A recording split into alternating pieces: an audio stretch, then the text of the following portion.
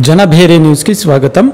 గుంటూరు జిల్లా గుంటూరు నగరంలోని పశ్చిమ నియోజకవర్గంలో ఈరోజు డిఎస్సి అభ్యర్థులు నిరుద్యోగ యువతల ఆధ్వర్యంలో రాష్ట్ర ముఖ్యమంత్రి నారా చంద్రబాబు నాయుడు మెగా డిఎస్సి ఫైల్పై మొదటి సంతకం చేసినందున వారికి కృతజ్ఞతలు తెలుపుతూ లార్జ్ సెంటర్లో ఉన్న అంబేద్కర్ విగ్రహానికి పూలమాల వేసి అనంతరం ర్యాలీ నిర్వహించారు. ఈ కార్యక్రమంలో తెలుగుదేశం, జనసేన, బీజేపీ పార్టీల నాయకులు, పశ్చిమ నియోజకవర్గం టీడీపీ ఎమ్మెల్యే పాల్గొనడం జరిగింది.